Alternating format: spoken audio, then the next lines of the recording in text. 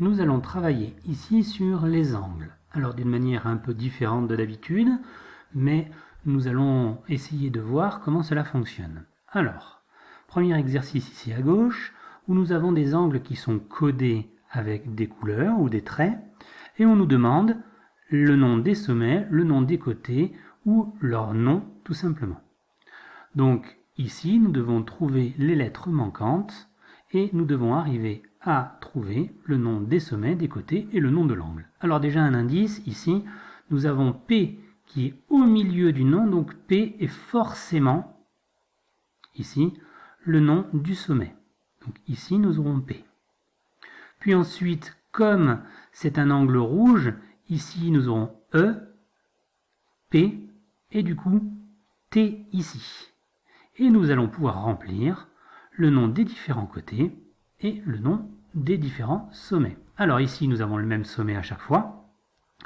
Je vous fais remarquer que dans les côtés, ce sont bien des demi-droites qui à chaque fois commencent en P, côté qui s'arrête, donc crochet, et qui continue côté E ou côté T, donc parenthèse. Et nous avons ici le nom du deuxième angle, celui noté en gris, Z, P, T, ou T, P, Z, comme je l'ai noté ici. Je vous rappelle que la première et la troisième lettre sont interchangeables, on peut les remplacer l'une par l'autre et l'autre par l'une. Attention, au milieu, j'ai bien évidemment toujours le nom du sommet. Même concept ici dans cet exercice. Je vous laisse le temps si vous voulez mettre pause pour essayer de trouver tout seul, mais moi je vous indique la correction immédiatement, où je vérifie que A ici est bien le sommet rouge, B est bien le sommet gris clair, C est bien le sommet foncé. Je retrouve donc les trois lettres et dans le même ordre ici A comme sommet, B comme sommet, C comme sommet.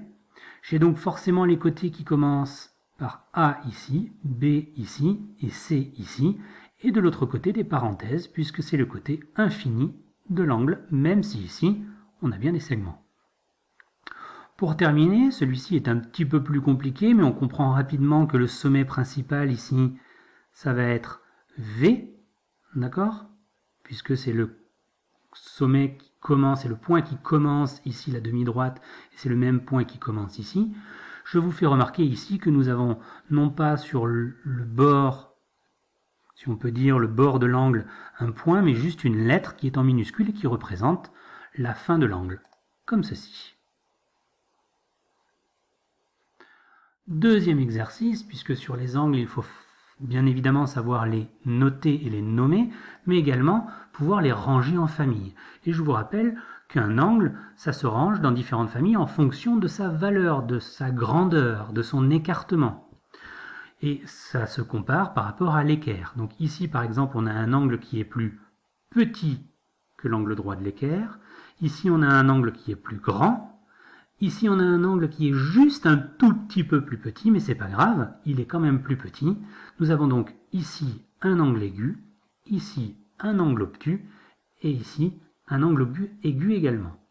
Attention, il existe d'autres familles d'angles, les angles droits, les angles plats, les angles nuls. Il faut bien évidemment tous les connaître.